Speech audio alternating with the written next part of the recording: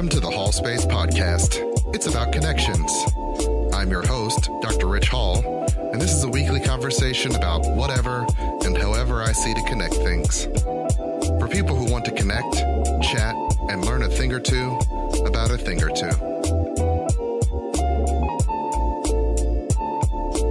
Without further ado, let's start the show.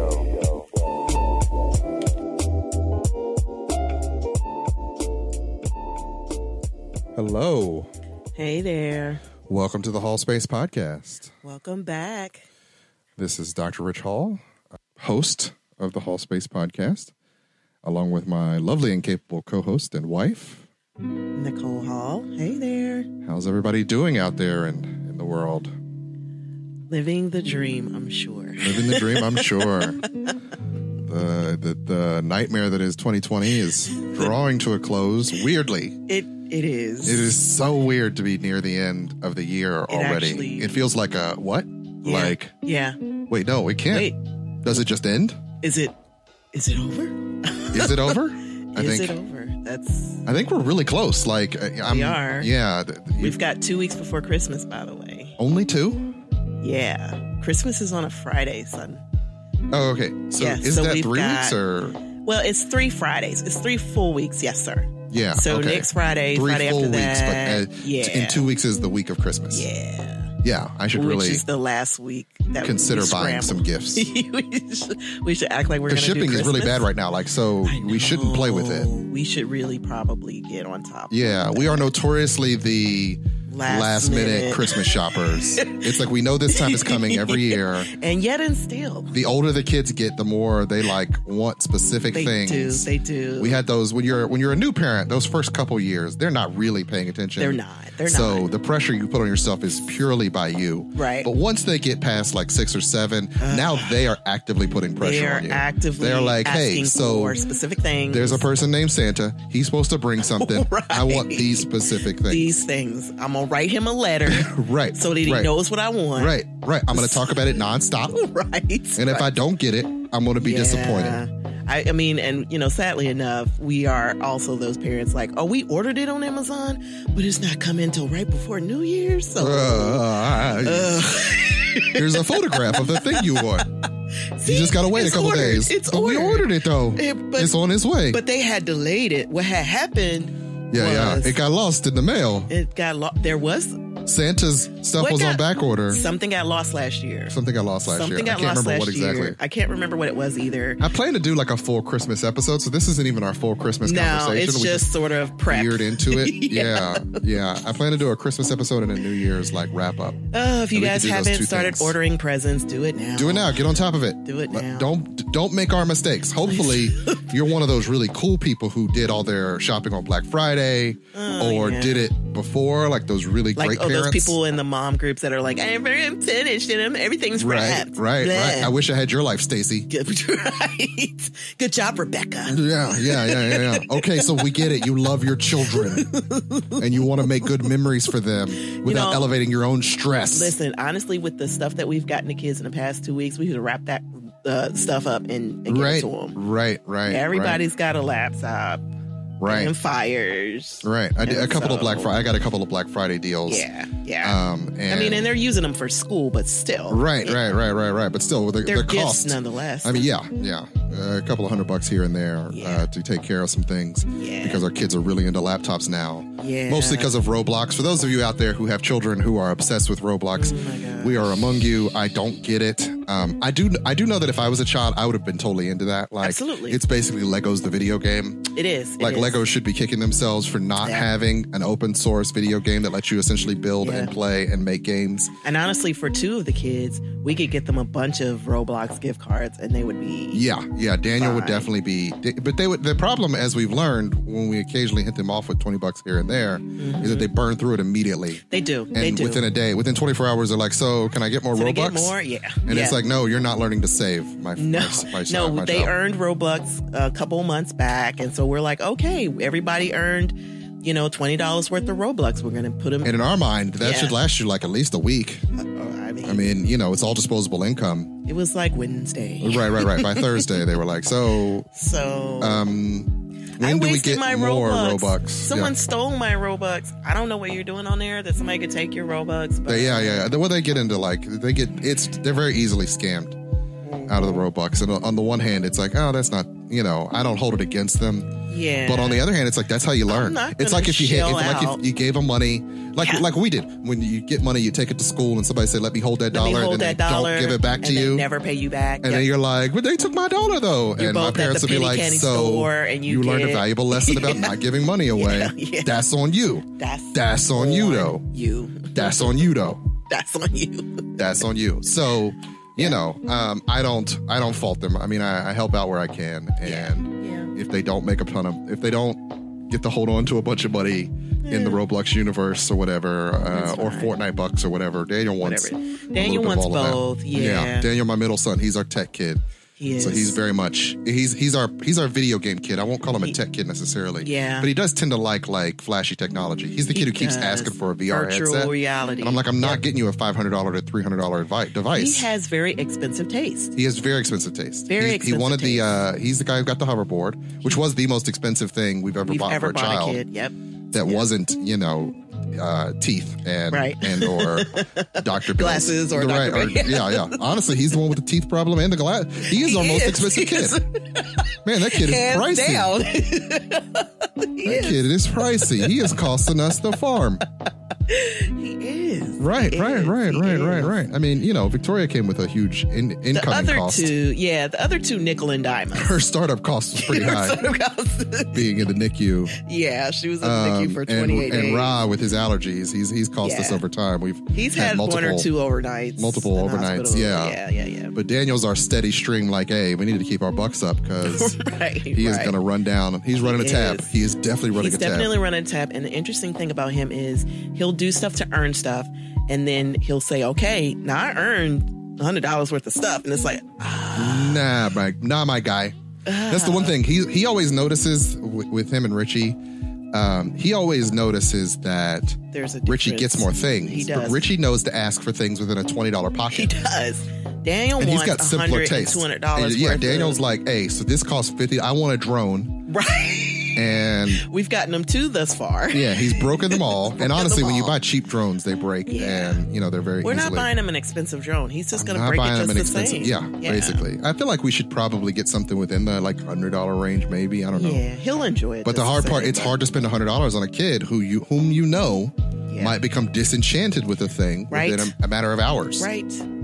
So it's like, I don't want to put down that investment. Right. And maybe if we had consolidated those two $20, $40 drones into one more expensive drone, it wouldn't have broken as fast or been as difficult to pilot. But hindsight, right? Whatever. Yeah, but Ra, you could get him some, Dollar Tree, he's very specific. Yeah, so he genuinely just wants, I would like $20 worth of Army men. Very specific. Right now he wants $20 worth of he's into the Wild West now. Yes. So he wants $20 worth of Wild West figures, cowboys and Indians. Yeah. And that'll pretty much be fine for him until he wants another thing. So this Christmas is Wild Wild West. This Christmas will be Wild Wild West. He tried to get me to buy the Will Smith version of the Wild Wild West movie. I was like, I'm not paying for that. No, he's been watching on YouTube the trailers.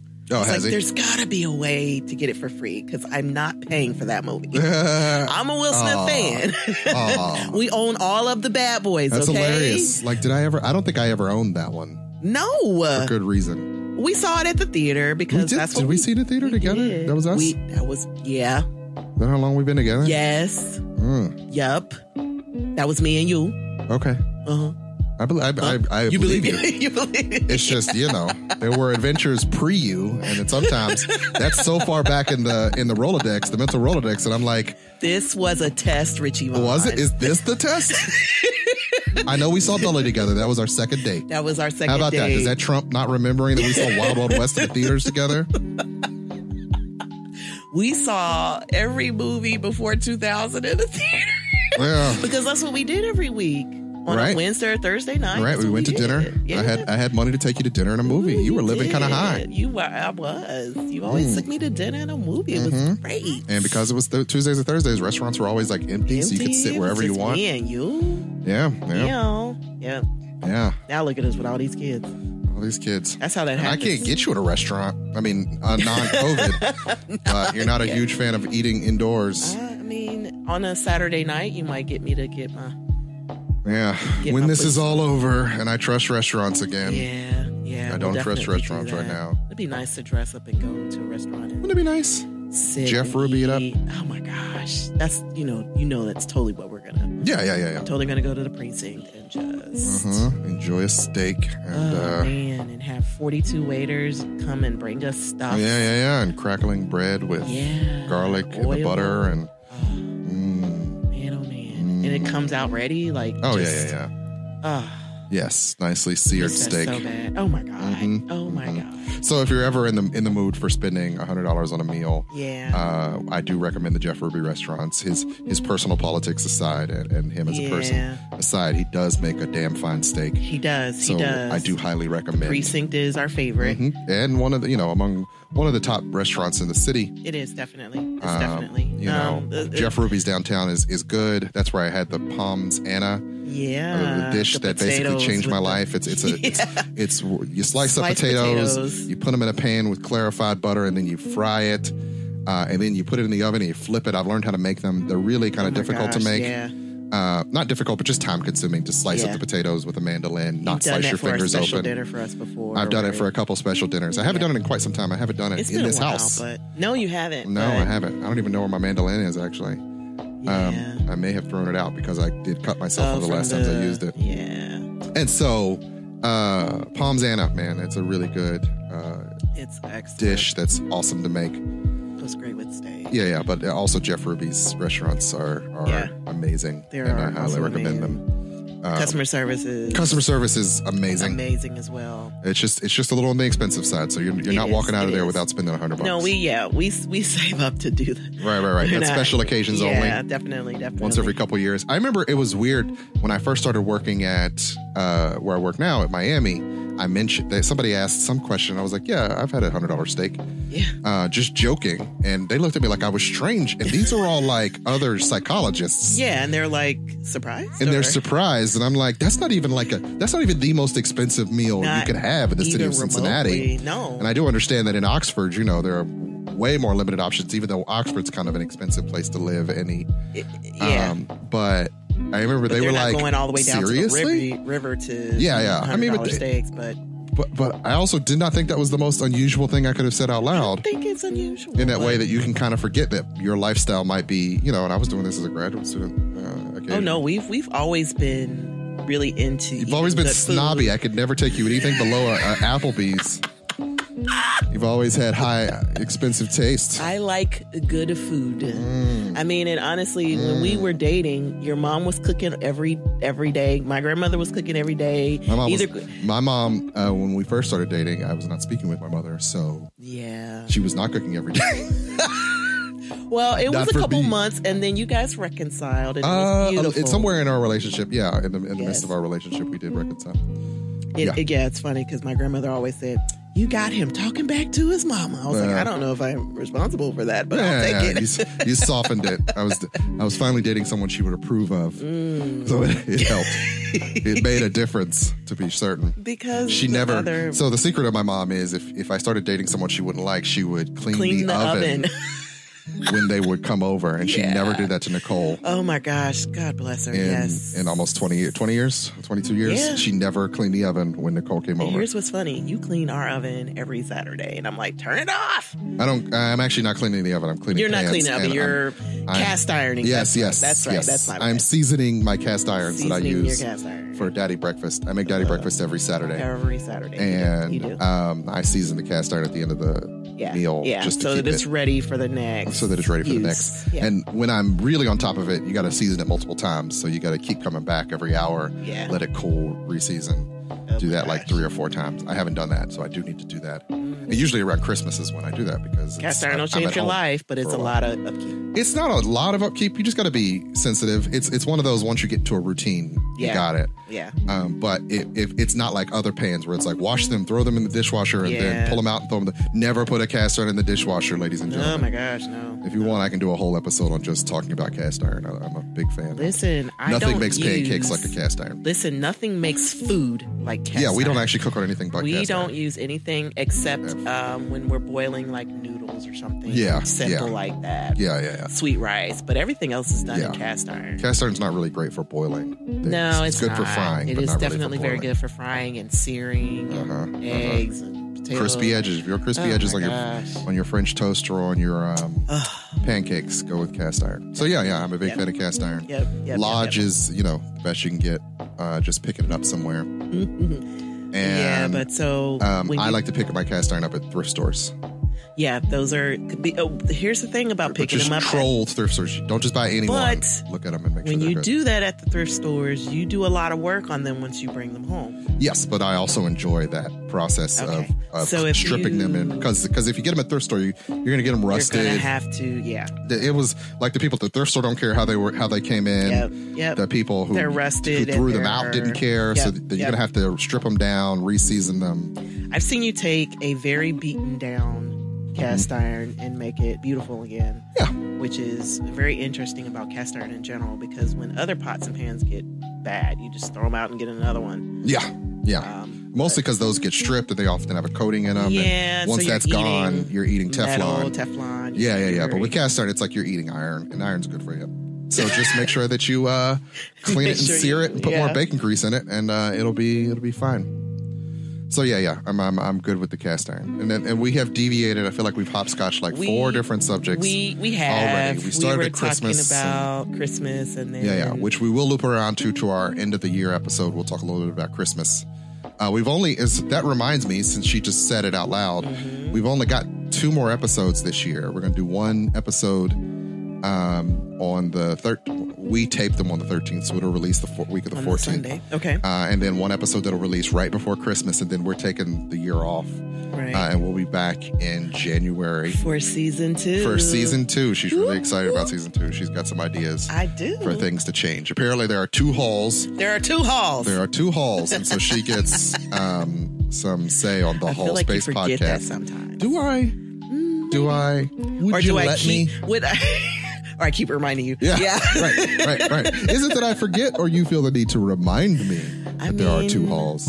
Because I don't think I forget. It's just another friendly reminder. There are 2 halls. Yeah. And one of the things that I will tease about season 2 is we keep talking about doing interviews and just bringing in other people for discussions and maybe doing video recording. Yes, we're going to video record some episodes. I've looked into how to do that, and I'm learning some things about that. We might also do like reactions. If you're a fan of like reactions and things like that, I watch a lot of media, and some of what we talk about is often about those things. Yeah, we'll have like a whole conversation where we're like, this would be good for the show. Yeah. So we may do some like video reactions or things like that, because that's a fun way of also continuing certain conversations and connecting. Yep. Connecting certain ideas and whatnot. And so we're going to be interviewing some people for season 2. And that'll be exciting. Doing some more things. Yeah. That'll be exciting. Hopefully posting more pictures. And I mean, there are so many things that we talk about that if you had a visual image, Right. It would probably help. To listen to the show and have those things. Or maybe even watch us as we talk about the show. Oh, yeah. Which would mean we'd have to step up our game and not just do this in jeans and a polo. You gotta actually look like you belong on TV. I'd have to put my face on. Yeah. Comb your hair. Have some dignity. Have some dignity about yourself. Yeah. Yeah. So I'd have to get the fro back together, and then we'll see. I think it'd be fun, though. Yeah. So, yes, looking forward to all the things happening new in 2021. 2021 is a weird concept. I posted a meme today that said, I don't see a lot of people saying 2020 gonna be my year. Y'all nervous? Yeah. And I don't blame you. A lot of people are talking about like the vaccine coming and how 2021 is gonna be different. I don't know if I've gotten that deep into my thoughts about a vaccine, but I don't believe you. You need more people. We're waiting, right? Yeah. For the second round. We're not anti-vaxxers. Let's be clear about that. I'm not an anti-vaxxer. I'm totally okay. I remember when we had the children, and that was when the vaccination movement was really, anti-vaccination movement was really getting big. Yeah, because they were saying that some vaccines were causing autism. And there was this big fear that autism was like the end of the world, that you lost your child if they had autism, which is very ableist. Is that the word I'm looking for? It is definitely very ableist. Because it's like... they can have just as full lives as any other neurotypical kid. Absolutely. Right. And this belief that we should, essentially demonize this thing. And there's no scientific proof that vaccines cause autism. No, that guy lied. The guy that originally even touted that. The study, lied. And because science being what it is right now, as far as people's perceptions of it, there have been a lot of people who totally buy into it. In part because they're, in a world where there's so much outside your control, it is very easy to get caught up in the fear that something could happen. Right. And there's nothing you can do about it. Correct. And I think as African Americans, we are even more cautious and vigilant. Fearful because of all of the experiments that have been done. Right. Because it's African Americans. A variety of other times where we were denied care. Or given care under the guise of helping, but actually being pumped full of... Or a variety of outcomes where we're not even part of the studies. There's already some talk about how the vaccines themselves haven't been tested on African Americans. So are they going to have the same rate of effectiveness? Which is interesting because we are getting COVID at more higher rates. Right. And so they're talking about giving us the vaccine. They're talking about can they give us the vaccine earlier, but more of us are worried about it.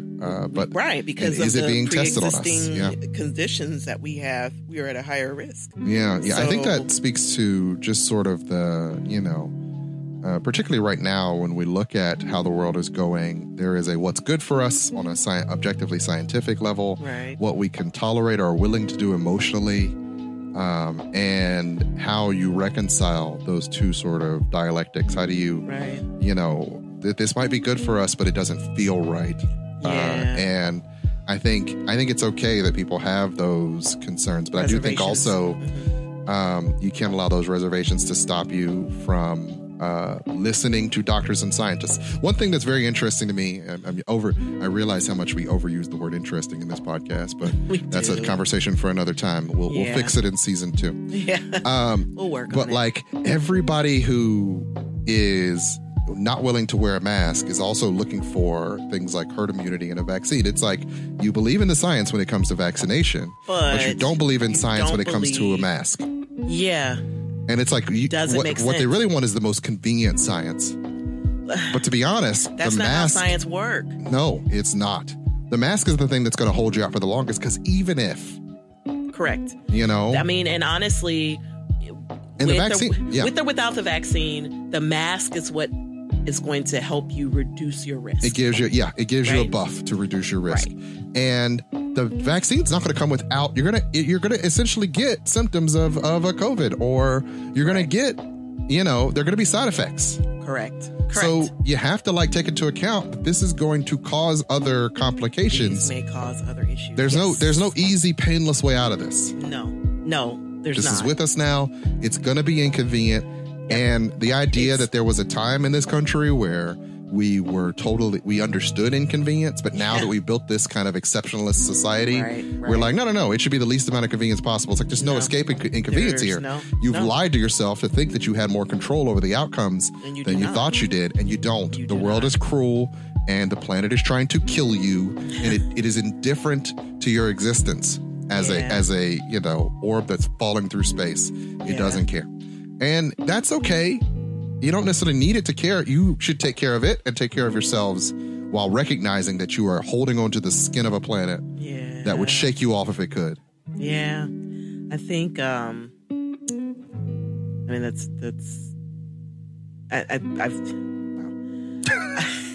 Get it together over there, Nicole. I know, right? What are you doing, Slaughter? There's the commercial about the shingles. It was like, oh, you've been eating very good for the past couple of years and you're exercising. Shingles doesn't care. I feel like COVID is the same. COVID doesn't care. COVID does not care. COVID does not care. At all. But I want to do Christmas. COVID doesn't care. COVID doesn't But care. I need to see my grandmother for Thanksgiving. COVID doesn't care. Doesn't care. Yeah. I keep meaning to do that as one of my wacky commercials. That definitely would work. COVID doesn't care. COVID doesn't care. Yeah. But I eat an apple every day. COVID doesn't care. But I miss my mother. She's in a nursing home. COVID doesn't care. Doesn't care. Yeah. But yeah, so it's this belief that the vaccine will be the thing that saves people. I'm not saying that it won't, and I'm not saying, hey, I'm never taking a vaccine, but I am saying I'm going to be cautious. I'm probably not going to be trial 1 of vaccine. So I'm not going to jump on taking it, but it'll be a gradual process. I mean, here's also the other side of that. It's going to take months and months and months of months before it even them gets to produce to as much vaccine. Correct. Right? For them to be able to distribute it to as many people as it needs to be distributed to. Correct. And for those of us who are just normal, everyday working folks to get it. Right. I was watching, I follow Vice President-elect Kamala Harris, and they were talking about the vaccine, and she said, yeah, I'll take it, but our biggest concern is getting it to the frontline people and the people who need it first. Right. So we're talking about hospitals. We're talking about, people who do deliveries, things like that.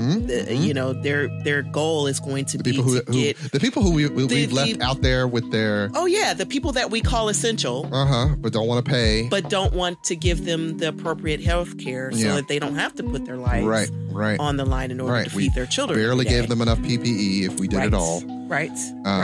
But we know we need them for the society to run because there wasn't first couple months of the quarantine taught me we needed a nary politician. What we needed was people to deliver groceries, to stock the shelves. We needed groceries. People in the hospitals. We needed mail. We needed we needed nurses. All those people that we don't think that there were arguments about just last year. Should we pay them more? Yeah. Should we raise the minimum wage? No.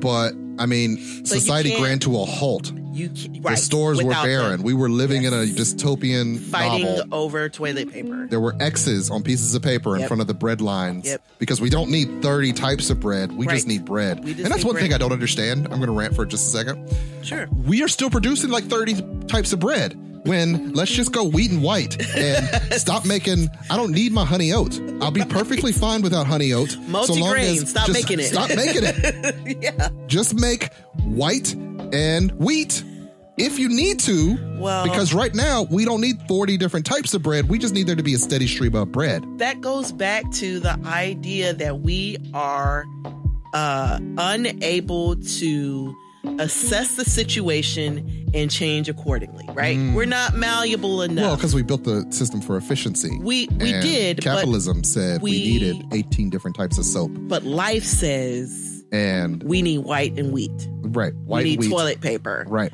We need just bleach. We need bleach. We need wipes. We need but we couldn't produce that. But we still have 8 different types of dish soap. Right. And just random stuff that we don't need. There's a funny SNL where they're talking about they're going through the grocery store and all the stuff that people don't buy during the pandemic. Right, because we never need it. Because we never needed it, you know? I mean, it goes back to I remember we couldn't find like any pasta. No. Because people knew you could say pasta for you need to be sheltered in place. And you can make a bunch of it and it'll last you for a week. People. Yeah, it's pretty cheap. You couldn't find pasta or, but we have like 18 different types of tomato sauce. Specialties or tomato sauce or, Right. Yeah. And that's just the weirdness that is America. And I'm pretty sure there are places out there who would just love to have even a fraction of what we have other parts of the world where this abundance isn't. But it's like it's a false abundance when it is. There are 18 different types of bread, but the minute that the world goes to crap, there is zero bread. And that they're going to keep producing all those 18 types of bread when really we just need like 2 to 3 types of bread. It's. And I'll gladly sacrifice my honey oat just so long as there is bread on the shelves. It's just so long that everybody can have bread. Could you just fill that aisle with bread? Well, because you're assessing the situation and you're saying, okay, what's necessary? What is absolutely, necessary. And I don't think that with the current managers, we are assessing it correctly. Yeah. I mean, well, we just kind of got to a place where you didn't have to. So yeah, but now we do. We do. Do we? We do. Do we? We absolutely you do. You sure about that? I'm absolutely positive. Yeah. Says who? Says a lot of. I believe. Yeah. Well, actually. Anyway, so yeah, it's weird. It's a weird world we live in for certain. And I am not sure how we're going to all survive this, but I know we will. I mean, some of us will. Definitely will. I mean, there's going to be we need like a day of mourning. We need a day of rest. We need a day of reflect. We need to do so much reflection. There's so much as a country, as a state, as a city. Like, hey, what got us here? Yeah. Well, and honestly, yeah, I think there should be a good amount of fasting and prayer, of course, that says atonement. Exactly. How did we get here? How can we adjust everything to accommodate the world that we are living in now? Yeah. 2019, that we're not living in that age anymore. Right. We are living in 2020. How are we going to go forward? Because even if people started, because they're not thinking people are going to get vaccines until, mid 2021. Yeah. And so even if people start getting, we're really up to that's just starting getting vaccines. Right. Even if we're not really going to be we're not in a movie theater again until 2022, 2020. Right. Late 2022. Realistically speaking. Because even if it's right now, the one that most people are talking about is 2 shots. That takes a while. Yeah. And enough people have to get it so that even if you go outside, you're not right. You're not still kind of at risk. And it's going to mutate because that's what viruses like this do. Because that's exactly what viruses do. That's how this one turned up in society because it mutated from some other random thing that just was it's a thing that resequences DNA. It's built for mutation to survive. And it presents differently. It's just trying to survive out here. COVID's just trying to survive, man. It's trying to replicate itself endlessly so that it can exist. And if it has to kill all of you to do it, so be it. I mean, come on. If I could set COVID aflame, I would. I would set it aflame and dance on its grave. Yeah. Okay. But I guess my biggest fear, as always with humanity, is that it will not take the moment and reflect after this is over, and we'll just keep bullying forward as if there's nothing to be learned. No, I'm with you on that. There's got to be some reflection, right? And there's got to be... Who's got time for that? Ain't nobody got time for that. We absolutely have time for it now. Ain't nobody got time for that. It's important. It's important. Yeah. It's important to look at how we got here, how we can move forward, move forward amicably. Right. Sure. And I think that, appreciating what we have, I think that's going to be a big part of that. I think one thing that will be key, I think there have been factors that have sort of profited from the divisions among people. Yeah. And I do think this should have taught us that we need each other. Yes. But there have been so many people stoking divisions. I mean, and I will say, I'm not so much complicit in stoking divisions so much as I am complicit in pushing what I know to be my agenda, which is my own civil rights and humanity. Right. There are people who see that as a threat and who always have. I mean, this is America. Don't catch them slipping now. But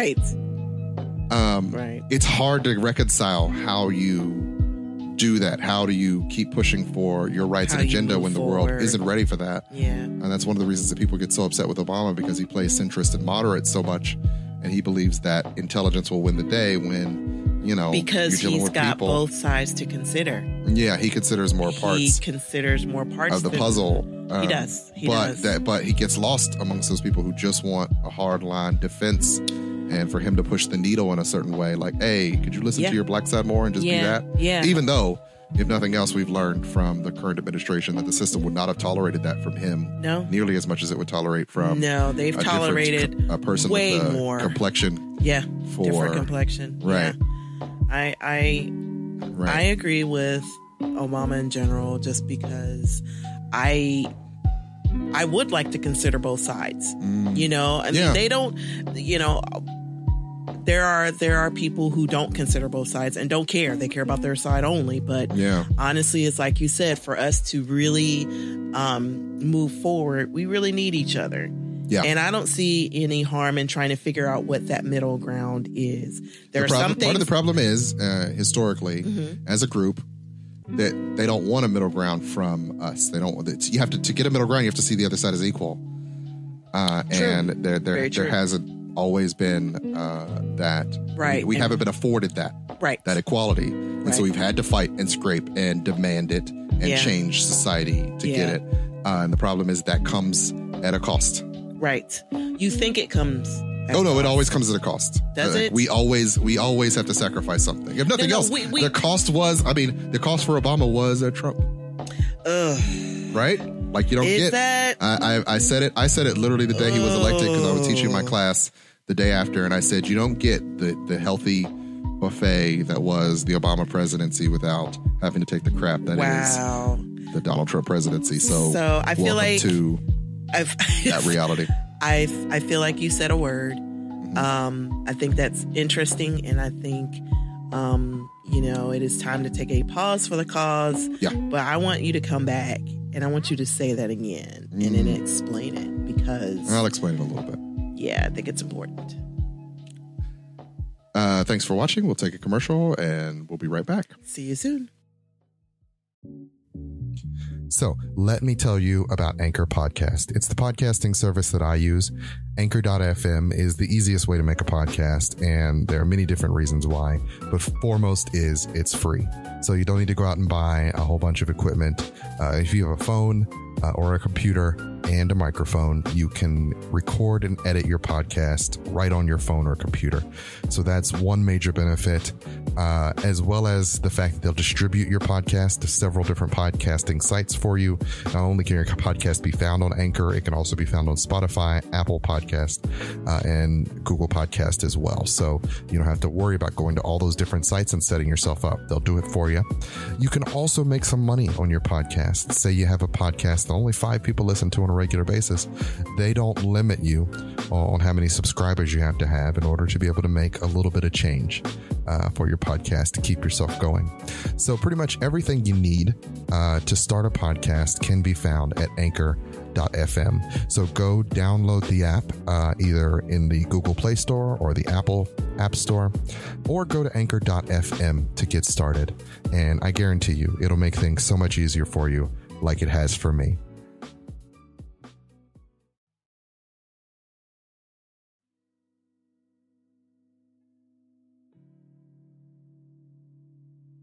And we're back. Welcome back. Welcome back, ladies and gentlemen, to the Hall Space Podcast. I'm your host, Dr. Rich Hall, and my lovely and capable co-host and wife, Nicole Hall. Thanks for joining us for the second half. Thanks for joining us for the second half. And you had asked me to repeat myself when I said that the lovely buffet, the gourmet meal that was President Obama, and what that did for us as a society, because it did, no matter what people say, he will be, and no matter what, he has flaws. I'm not the type that says he has zero flaws. I do believe that, with the drone strike program and there were so many immigration and a variety of times where I felt like he should have used his platform to speak up, because he had played the game for so long that was politics, and he wasn't that seasoned in politics. It's kind of funny to hear Jeremiah right now, because in retrospect, he wasn't that bad a guy, and he was saying some things that weren't untrue, but white America was not ready for the message in that way. Right. But you don't get the gourmet meal that is Obama without having to take the crap that is Donald Trump. So that's so far down from Obama, though. But white people do this literally throughout history. I know this. There's nothing. They will have to face this change that is a black. I mean, and if you look at 2 terms. Yeah. If you look at, I'm blanking on the examples, but anytime a black person entered a space that white people felt like they shouldn't be in, they would always be a snapback. Opposite. Yeah. Wow. It's a 1 step forward, 2 steps back kind of thing. And this is, if you look at the history of America and how it treated things, a good example is jockeys. Okay. There is an example of a black male jockey, and I'll have to look up this reference and maybe I'll drop it in. black male jockey who started making all this money because he was really good. And the sport just hated the idea that he was. And so they started changing the rules, and they even kind of killed the sport because they just didn't like the idea that this guy had succeeded. He was doing so well as a jockey. Because other black people saw it as a way to prosper, and the society was just like, no, we can't tolerate this. We're humans. We want to prosper. The same thing just happened like in baseball. When Jackie Robinson came out. And these are, sports examples, but those are some of the ways in which society was integrated first. Anytime you tried to integrate or a black person got ahead, just even the Republican Party fracturing because right after they freed the slaves and black people were allowed to vote, all of these black Republicans got in, and the Republican Party was like, we can't allow that in the South. Suddenly there were all these black Republican senators. And since then, have not allowed that number or volume of African Americans in politics, in national politics. We're talking about politics. There are certain Republican values, old school Republican values that a lot of us agree with or hold true. I always say if the Republican Party had better messaging and was willing to give up on this sort of staunch white cultural worldview, drinking, they would definitely have more black people, but they really struggle with the messaging, and so they can only appeal to a certain type of black people that endorse white supremacy, because hating black people. There's something about conservatism that just loves itself some white supremacy. Like they're so tied together. I just don't understand, because honestly, if we're talking about just being humans, right? The fact that we want to be able to work and take care of our families. Wouldn't you have to believe that the other group is human in some way and not have some internal beliefs that they are somehow subhuman? We're not subhuman. We're not aliens. The whole language now is that they're culturally subhuman. It's not that they're as biologically subhuman, because you can't believe that, but it's the culture. It's the culture. It's just like Django when he pulled out the skull and he's like, your brain is different. Oh, no. Yeah. Come on. No, that idea. So fundamentally, as creatures, racism didn't exist until we needed to turn people into servants. Right. We had to develop case systems. What we wanted to do. Yeah. And so then we had to start scientifically justifying. And so that's where you get all this made up stuff. All these made up things that sort of have been used to biologically and genetically and culturally justify. New rules, if you will. Yeah. And there are words for all these things, and I'm blanking on all of them right now as we're talking about it. But it was the idea that, Africans had just different size skulls and bumps and grooves in the skulls. Could tell you whether or not they were smart enough. Right. When they were just physically phrenology different. Is the name of that. That's the science of skull shape, phrenology. I had to think in my head, it's a Roots album. I was going to say it's the Roots album. I had to look for the Roots album. I could see the Roots album. I could see the cover in my head. I can too. And then I was thinking, what's the name of the album? Phrenology. So that's that. And then there was there was a psychological diagnosis that was the desire to run from slavery. Dr. Ken G, original G, not a wannabe, my mentor and friend. G, University of Cincinnati. Used to teach about how, it was considered a type of insanity to want to escape slavery, which is insane that white people were like, yeah. Why would they ever want to leave this subservient position why would you ever want to escape that? Want to not be a slave? Right. And so this idea that white supremacy is so baked into American society, and that desire to not look it in the face, because it means having to take apart and what's been so deeply woven in. Yeah. And for many white people, particularly low SES white people, they're like, well, I haven't had any privileges, so it must not exist. When that's such a gross simplification, because there were poor people in the time of slavery, and slavery was used to make sure that those poor people always felt like they were better than somebody. And within conservative parties, you always have this sort of desire to be better than. It is, once again, one of those fundamental needs. And that's not to say that liberals escape that. No, but Democrats and I have a lot of disagreements. It's one of the reasons that when we boil it down and have a conversation about Richie's political views overall, it's like, I tend to vote for Democrats more because they vote for the things that I believe in, like schools and or public institutions, but I'm not a whole, somehow I got on a roll as a Democrat, which may be something 20-year-old Rich did, but there's times where I might vote the other way if a person... Well, fundamentally, there are some Republican views that... There's some conservative views that I'm like, conservative views that we might agree on. True. That. Yeah. But there's a lot. But then there are those times where you hit that wall of, you're going full white. You're going all the way. So this doesn't apply to me after a certain point. Okay, got it. Right. And you're going to espouse some beliefs that I'm going to feel like you're talking about people like me, people I know, and you're just not seeing them as human in a way. You're not seeing them human, and so you're making me the exception to the rule, which isn't fair to everyone else who is like me. Yeah, literally people right next to me. People I consider family and or friends.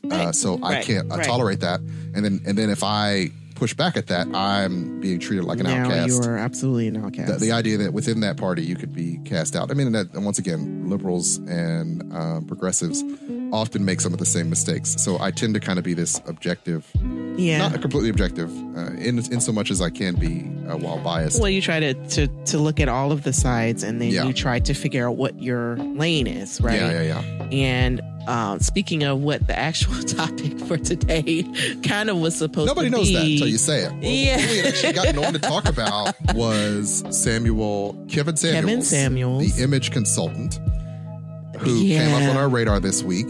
So Kevin Samuels had a video, and the video was addressing a young woman who had called into his show. Right. And she was a 35-year-old mother of a 13-year-old boy who was looking for advice. And we'll link to the video of the event. We will. The video that spawned our conversation. Right. But Kevin Samuels essentially doesn't seem like a guy who takes many shorts. He just rips into this girl. He absolutely. Because she's asking for advice on how to get herself a high-value man. Yeah, he absolutely lays it all the way down. And he asks her to define what type of, where she was on a scale of 1 to 10. Right. He asks her to talk about what she could bring to a relationship. What made her think she deserved a high value man. Yeah. And he was not at all compassionate. He was absolutely brutally honest. He was brutally honest. She didn't have a very good, we always talk about that 5-minute elevator pitch that you have for whatever. And she did not have a very good one for herself. Yeah. And he sort of ripped all of that apart. Yeah, he dove straight in. He absolutely did. Apparently he has a radio show, and he had a specific topic that he was speaking on, and he called in. He was doing, what was it supposed to be? It was supposed to be like air it out, like basically confront him with how you disagree with him. Oh, okay. So he was coming ready to fight anyway. Right. And so of the shows where you might want to start asking him a question with some compassion, you might not want to come on the tell it like it is day. Don't do that. Read the room. So, and if he says, I will speak to you offline, please schedule a consulting appointment. Right. And he said that to her several times. He did. To which she did not listen, but instead took her opportunity to meet with him. So here's what happened. He's got this show. He's talking about tell it like it is. And she calls in for personal advice or consultation. And he said, this is not the day for that, but I'm going to honor this because I'm going to use this as a teaching tool to not be calling to not do this. Right. And he gives all the advice. He does. And what's interesting is I do think he doesn't fully articulate, but I think he's talking about cultural values in his approach. Right. She was mishearing that. She wasn't fully listening to what he was saying.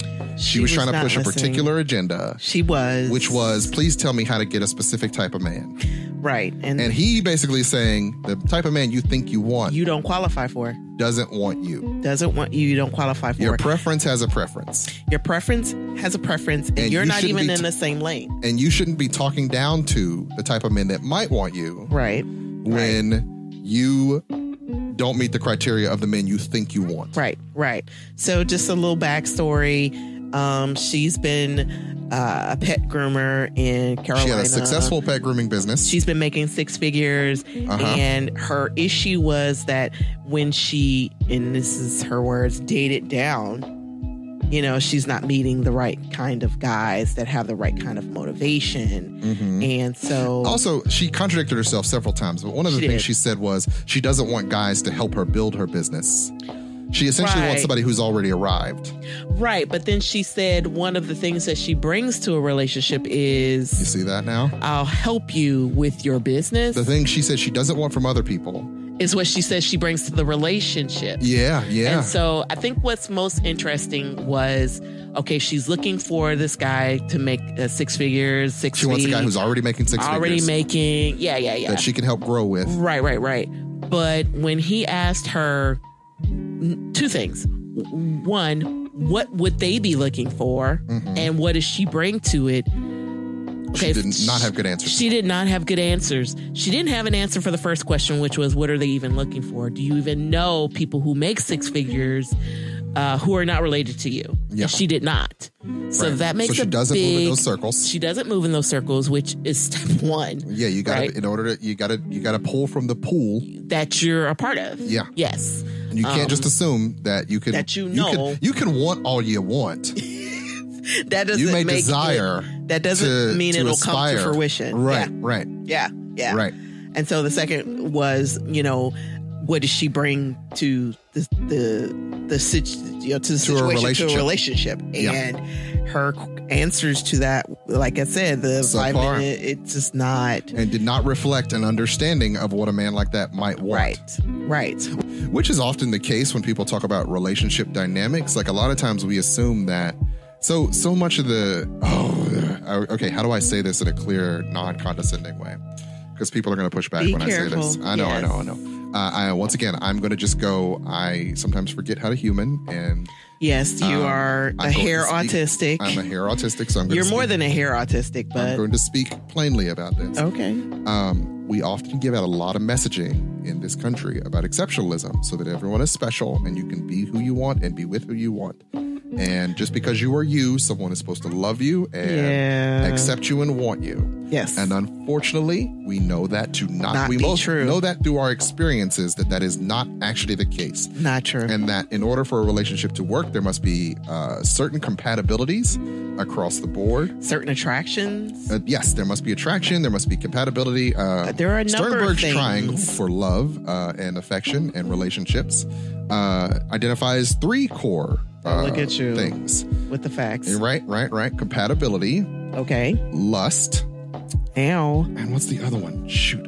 I always blank on the other one. I thought you had it on the screen. You were like reading. Like No. I do this conversation memorized. So often, and now I'm like in a different modality, and I can't remember what the other one is. So compatibility, right? So there's that initial sort of, you know, when you meet somebody, you have this conversation with them, and you guys sort of connect, right? That's that connection that you have. And then what was the second one? I got it all wrong. Okay. Sternberg's triangle involves intimacy, passion, and commitment. Intimacy, passion, and commitment. Yes. How do you have intimacy with somebody you just met? You develop intimacy over the time. Okay. That's, all right. And intimacy without anything else is just liking. So you can have this. Intimacy is in some ways just the connection. Okay. So sounds like lust. Yes. No. It's not really lust. Okay.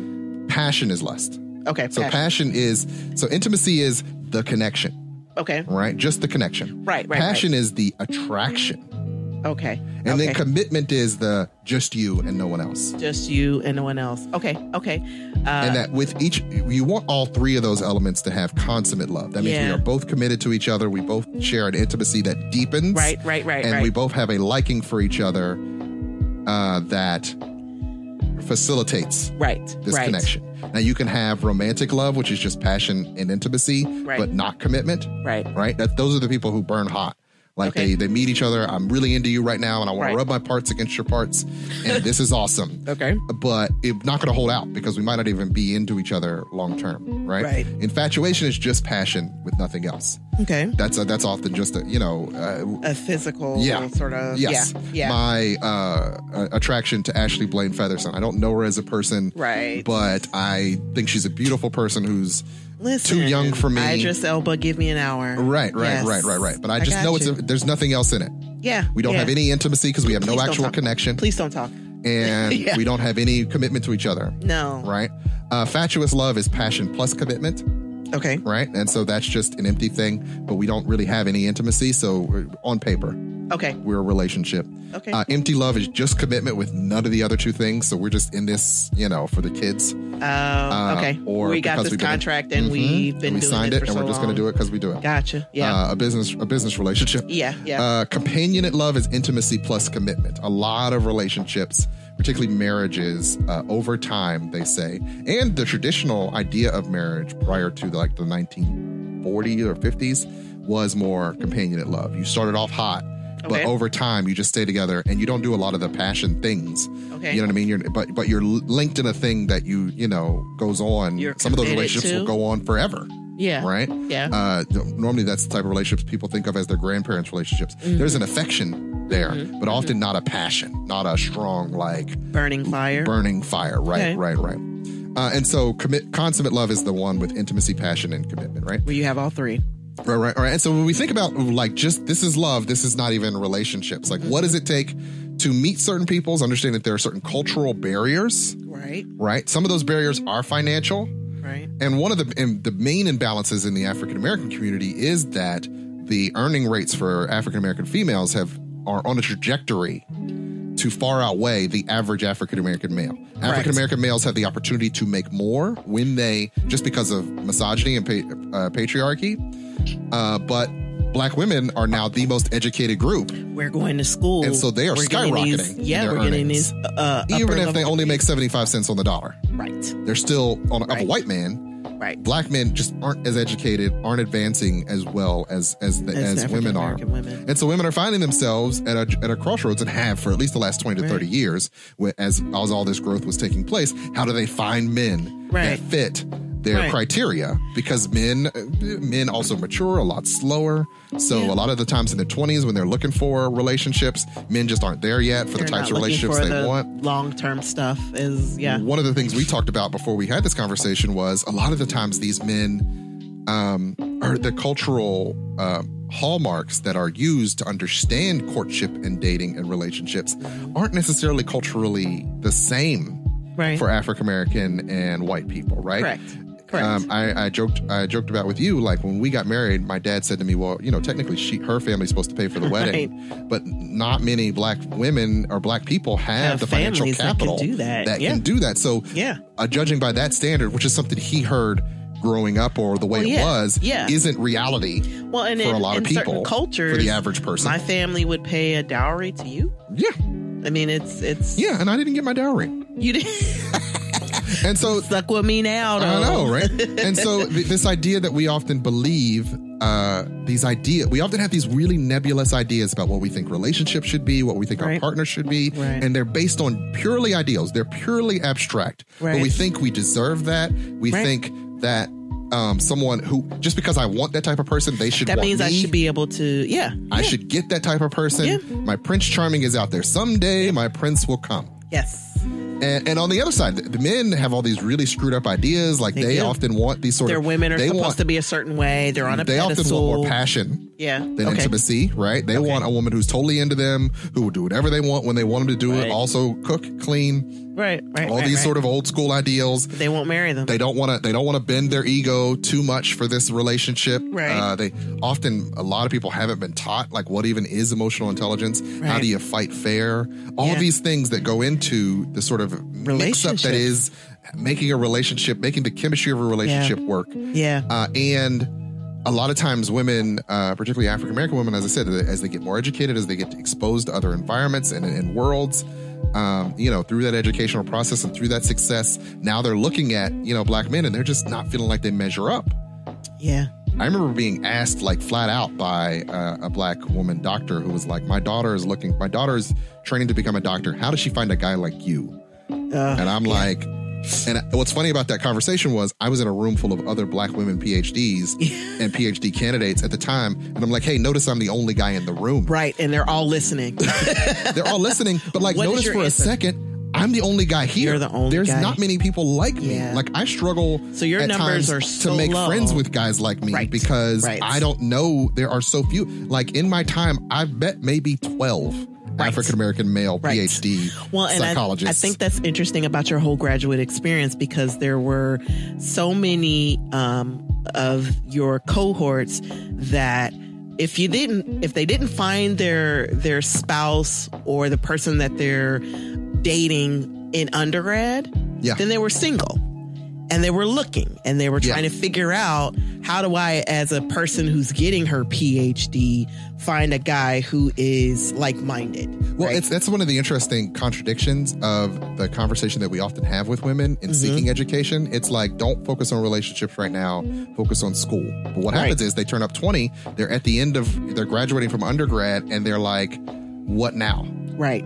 When is now the time I'm supposed to be looking for these relationships? Or how does this work? Then they're already kind of skewed in a certain direction. Yeah. Very often. Yeah. And that's not to say that it's impossible, but like now their standards are different. As I said before, they've been exposed culturally to just this whole other level of life. And so some dude who's just like working as a mechanic just might not fit what their idea is in their head of what type of relationship they want. But it's more likely that you're going to be able to find like 18 different guys who work as a mechanic. Right. Like get you a dude who works in HVAC. He's going to make a decent amount of money. The problem always is the ideas in your head. In your head. Yeah.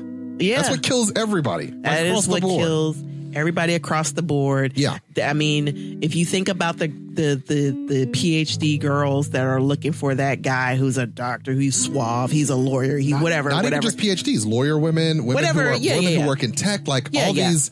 Once again, these women who are, they're making 60, 70,000 a year. They're well educated, successful, and unfortunately, they look around. If you think about looking around, you're surrounded by other white people, right? And so you've learned to navigate that world. You're in this kind of in between type of world, and unfortunately, there aren't many guys. That goes both ways. Yeah, that goes both ways. There are a lot of black men that get a lot. There are a group of black men. There are a group of black men. Yeah. That get to a certain level. There's definitely less black men in these, higher percent. These and just to rewind back to my cohort. In my cohort, there were 10 of us. 4 of us were guys. All of us had previous relationships. Yes. So all the guys in their process, because I mean, if nothing else, if you think about it, our pool was bigger. Yes. We could find our way to stable relationships. Like all those guys, and I'm actually counting Joaquin, even though Michelle came and she was dating Joaquin. They eventually got married and had a kid. But I keep forgetting he's not in my direct cohort. But all of us were engaged in a relationship that went on to become a marriage. Yep. God bless them. And they have a beautiful little girl. So we were like most of the guys who are on that upwardly mobile track tend to be quickly attached. Because and also you have found a wider somebody pool beforehand. Yeah. We have a wider pool to choose from. And so long as there's a certain compatibility. Do you have a wider pool or are you willing to look at? I think it's having a wider pool. Because there's so many more women with education. True. When you're in that field, you're just bouncing like the floor is yours. Well, that's true. So if you think about the fact that African American women, there are so many more getting their upper level degrees and whatnot. You have the pick of the litter, basically. Yes.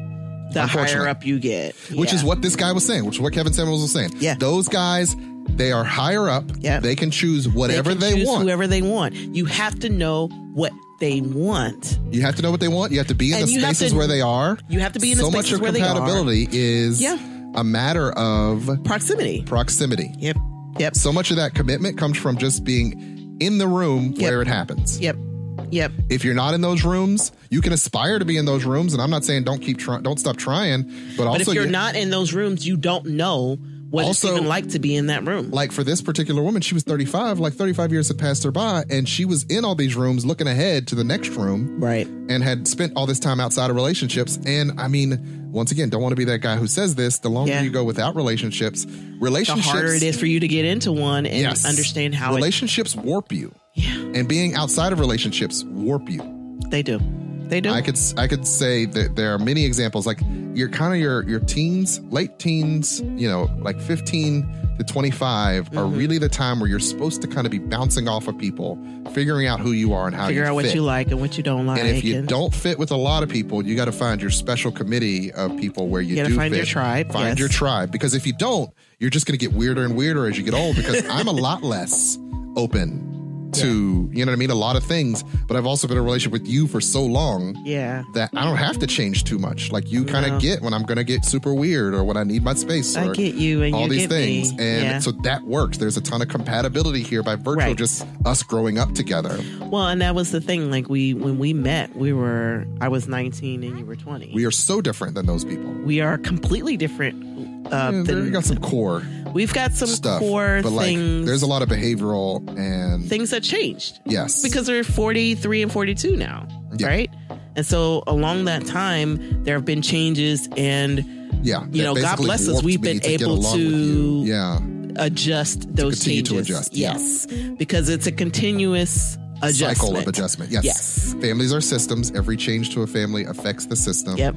Anytime you add or subtract to the system, anytime you make a major change, like moves or new babies or new any jobs, of those things, any of that, even the good and the bad, changes the system.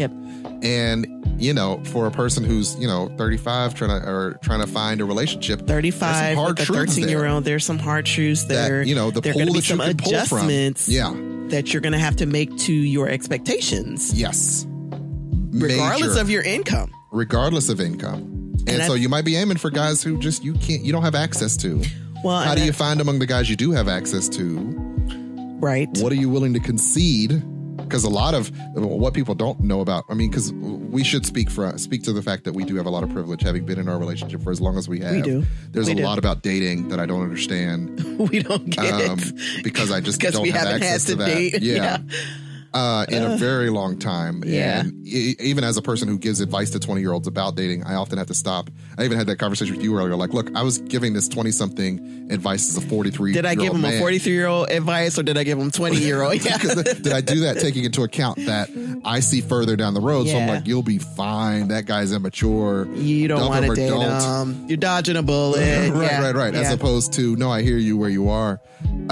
So recognizing that means also recognizing that, I know I'm warped in a specific way by being in a relationship with you. Yeah. And I use the word warped. Some people might find that pejorative, but I recognize that it's just recognizing that I'm not the same shape that I was in when I met you.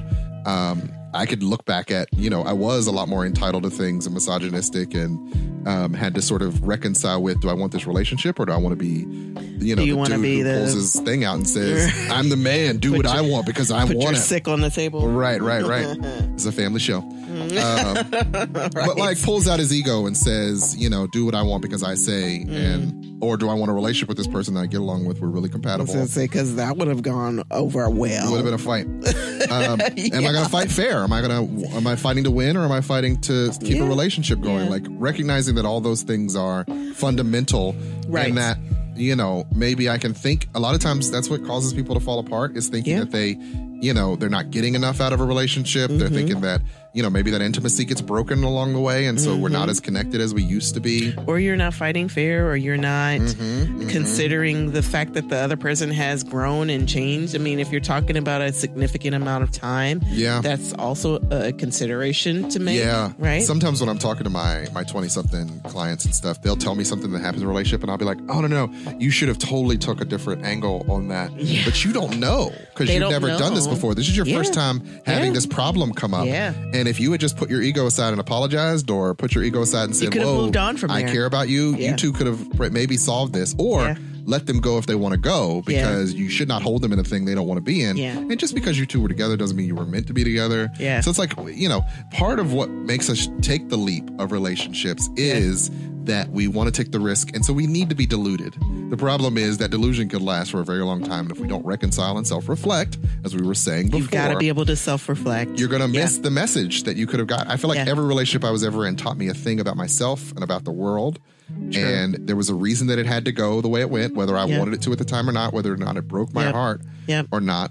And I think one of the things that was key in this particular woman who was talking to Kevin Samuels was she lacked the ability to self-reflect. She lacked the ability to articulate what she what her values were, right, what her identity was, and she just sort of hoped that there was an answer out there that she didn't said she was involve listening changing and growing. Yeah, I think the biggest thing was that she said she was listening, and you could tell that she was not. Yeah, and part of it may have been his delivery, but the other part of it was I think she was looking for this silver bullet. Right. You know, like I want to meet a guy who's beautiful, right, who's 6 feet tall, right, who makes 6 figures like I do, and right, that's what I want. And he was like, "Do you qualify for that?" And she couldn't answer that. What's interesting is if you've watched other videos by him, he does the same thing to guys too. Like I saw that. Yeah. And so he'll let a guy know, like, what makes you think you deserve a woman? You know, a lot of guys have this very weird, and I've had this conversation with young men. You have a lot of too. Yeah. They all want the same, you know, model-esque. Yeah. Kind of intelligent, but not smarter than me because it would hurt my ego. Right. You know, type of woman. Very specific.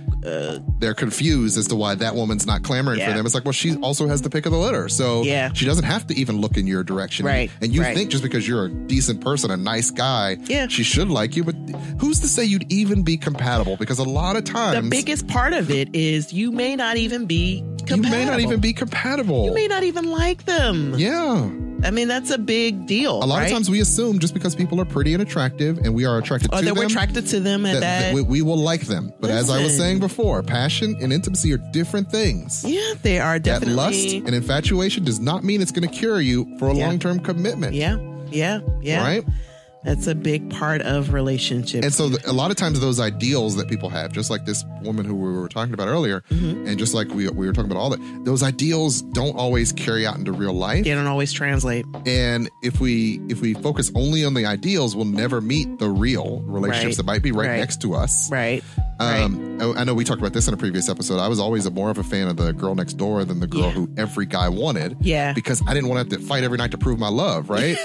Right. You think, I want this woman that's, you want a woman you are attracted to. You want a person that you can carry a long-term attraction for. Right. But also the idea that, like, if everybody's into her, then in my mind, that always devalued it a little bit. Like, I know she is a person that I will like to look at, but if everybody's staring, that means that my look is kind of like it's earned. Yeah. But it's also like more of a fight that I want to have to be It's more of a fight. And then there's also the idea that they present differently than someone who is just being authentic. Yes. Right? Yes. So you married the girl next door. I'm the girl next door. Yeah. The girl next to the girl. Hey, I'm the girl next to the girl. And that, recognizing that meant you have a better shot with that because, I don't necessarily see myself as the guy who stands out in a crowd necessarily because I'm a quiet, but you stood out to person. You stood out to me, and I think in the end you want to be with a person who you stand out to, and then they stand out to you. Like, you were with a girl who went off to be a model, and I was like, I like the girl that smiles and laughs at me,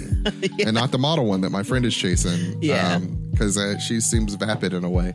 Yeah. Nothing against Princess, but she just wasn't my type. Right. I thought she was funny. She was fine. She wasn't funny. I didn't think she was funny, but she's fine. She just wasn't my type. Yeah.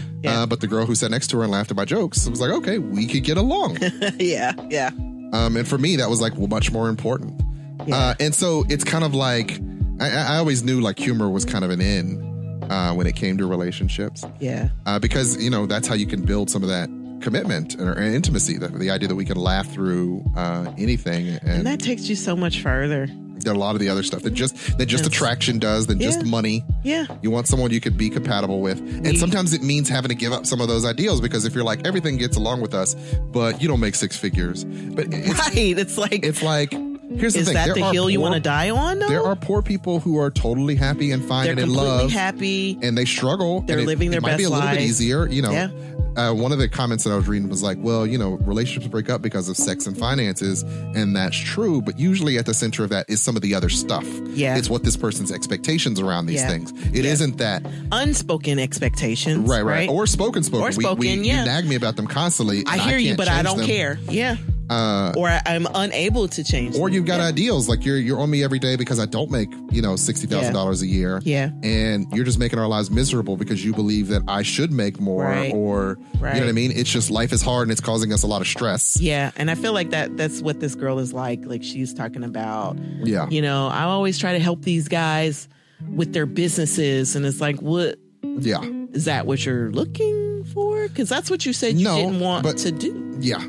And that's sort of, once again, there's often a host of contradictions at the center of those types of people who, you know, they've gone through life that long and not been able to get what they want. But often, what do you actually want? Who are you as a person? What do you really know about yourself?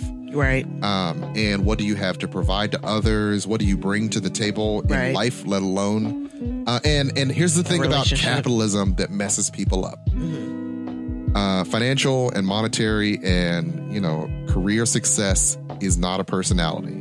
It will tell you that it is, and it will say keep chasing that thing. Right. But the reality is that doesn't really bring very much to an actual relationship with another human being. Yep. It is a type. There is a culture within it, but it's not enough to carry those other things. Right. And so, you know, there's a lot of people chasing the Quan, and they'll never quite get what they want out of life, right? Or what they could get. They'll have a level of comfort. Yeah. There's a level of ease. Yeah. But they won't necessarily have happiness, because you don't find happiness in that stuff. Yeah, there's this joy that, you know, you're going to miss when you're not fully compatible, right? Oh yeah, absolutely.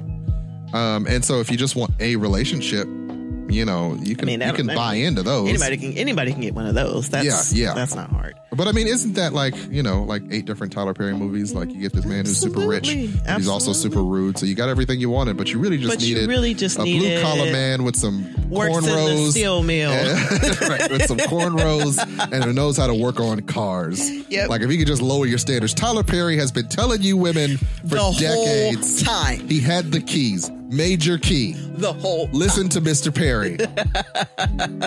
Didn't know that's where this blog was going to end up. Watch the Tyler Perry movies. Watch the Tyler Perry movies. Learn a little something. Those high value men ain't not worth it. The guy next to the guy is the guy next to the guy might be the guy for you. He's the guy for you. Or just learning to amending your expectations, that just because this person has, I mean, a lot of times we used to talk about, you know, having women who have these lists of all these things. Oh, yeah. And the older you get, the more you either get staunchly like, no, this has to meet all these criteria because all the mistakes that ever happened in the past was because they weren't this or that. Or you amend the list and you shorten it. Yeah. And very often you carry the baggage of the mistakes you've made that caused you to amend that list because you got hurt and you don't know how to reconcile that hurt. You don't want to do that again. Absolutely. Yeah, but you need to reconcile that hurt and reconcile it with yourself so that you don't keep perpetuating it in other relationships. Right. And I think that was one of the things that he said. He said a lot of things that were politically incorrect, and he was rude did not sugarcoat at some point. Anything. He did not. But he wasn't untrue. But he was not untrue. And one of the things what he said was that you need to have some personal therapy and think about yourself first. Yes. Right. And figure out who you are and what you want and what you need. Right. And why you might think you need that other thing. Because a lot of times it's like financial stability. It may not even be what you need. Yeah. You know? I mean, I think there are a lot of things that she's looking for that she thinks she needs. I think capitalism teaches people to think they need like money, and that money is power. Yeah. And that with that, there will be happiness. But I mean, if you look at most rich people, they're very unhappy. I've met so many unhappy rich people who hit rock bottom because there's nothing in it. Or they've had multiple relationships and they just can't find anything that sort of... One interesting caveat, and I don't want to go too deep into this, is the well-off upper demographic white people, their kids, you know, you ask them if there's any dysfunction in their world, and they're like, no. And it's like, oh, that must be nice. Like, your parents made just enough money to not have either any dysfunction at all? They've hidden it from you. Or they're so comfortable that so much of the dysfunction that comes from being on a razor's edge all the time, like being stressed or whatnot, like it doesn't mean they don't have like a hair of anxiety in their family or, you know, a depressed uncle 3 times removed. But like they're just rich enough to be otherwise hidden from the stressors of the world.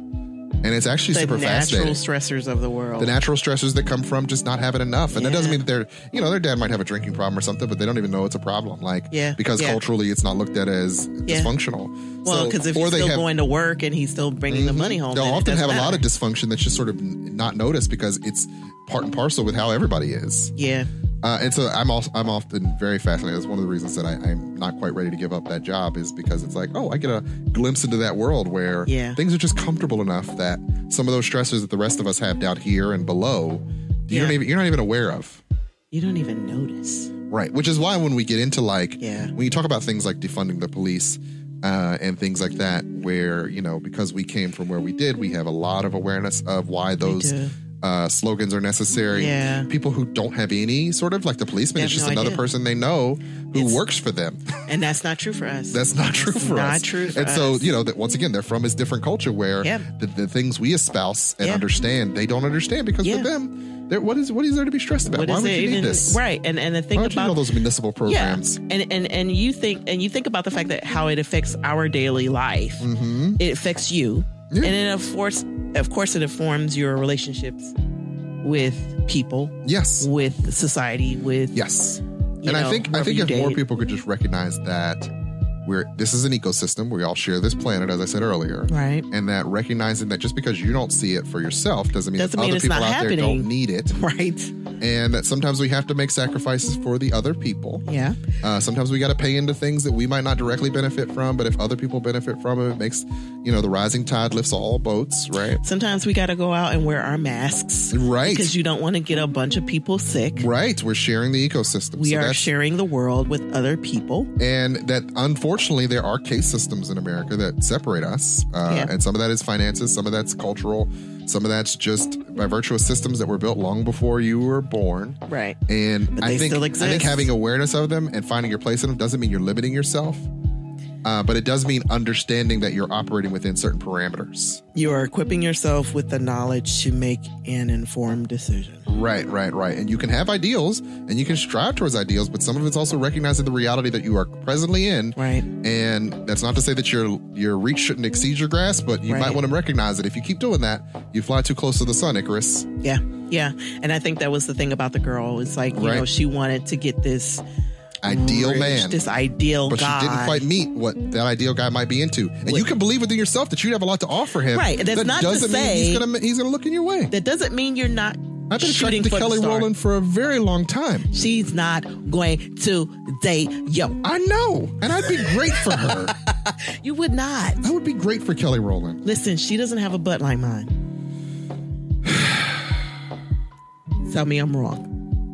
Why do you have to do that? Every time. Why do you have to do that? I'm just saying. I love you and good nights. Right. She's not going to get any of your jokes. She would. She'd love my jokes. No. She would love my... She wouldn't because... She wouldn't get them. She'd be like, he's so into Marvel stuff. I mean... Because she's literally spent her entire life being a celebrity, so she has literally no... She's like, I mean, I thought they were fun to watch, but like, you want to put them up on the walls? As I stare at DC Comics and Black Panther and Iron Man and Yoda. And Superman's behind you, and my own created characters are behind you. Is that Yoda or is that Grogu? Oh, Yoda. What? Look at you learning things. Oh, wow. What? Wow. She can't do that. So having to come to terms with in my 40s that although I can be infatuated with some of those people, I know that they're not checking for me, and I'm totally fine in the lane I'm in. I love you. I know. I appreciate that. I love you too. I think you're handsome. Thank you. You're not bad to look at yourself. I'm not bad to look at. No, I wouldn't kick you out of bed. Well, I mean, I think that's the thing. Like, I wouldn't want anybody that I'm crushing on to talk. See? Because you know that you don't have any of the commitment or intimacy. Not unless I give them a script. You just want to run through the infatuation. Hey. Enjoy that. Oh, just be beautiful. Say all the right things. Say all the right stuff. Don't say anything wrong. I don't want you to listen. I don't want you to rap. Right. I don't want you to say It's like stuff. me with certain like Instagram models. It's like whenever they make a weird face, I'm like, oh, she made an ugly face.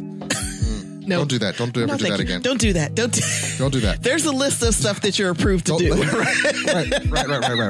You know what? I really just prefer the pictures where you lay yourself out in a certain way. Right. Because that's okay. Thank you, Aisha Diaz. You don't need to speak. You have some pretty crap opinions. Twerk and stop. Don't tell me your crap opinions. I don't want that. Yeah. That's how I know I'm getting older, because it's like, man, I don't want to deal with you as a person. Do you pop bottles every night? You're doing table dances every night? Yeah. Man, that sounds like way too much. It looks like fun when those 20-somethings are out there dancing on the floor. Right. Like, you don't want to just hang out the house, watch some movies with me? Let's watch some Netflix.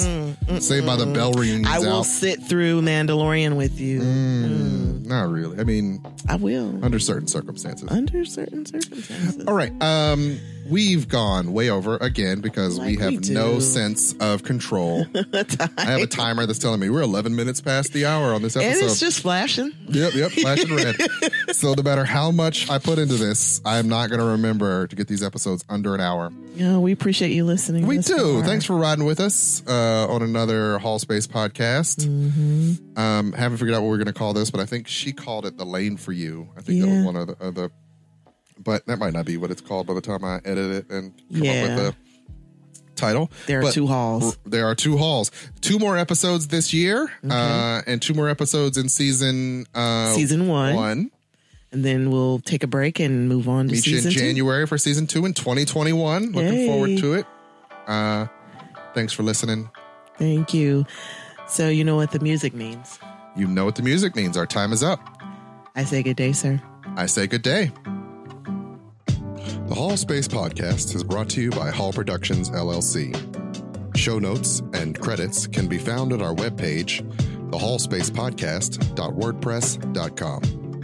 Any questions, comments, or concerns can be sent to us at thehallspacepodcast@gmail.com.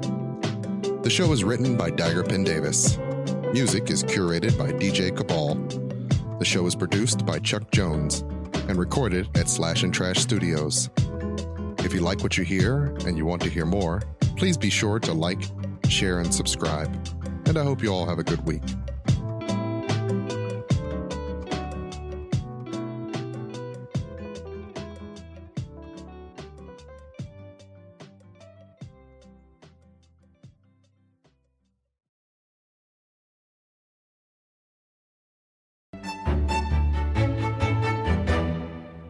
House Hall. We rise brilliantly.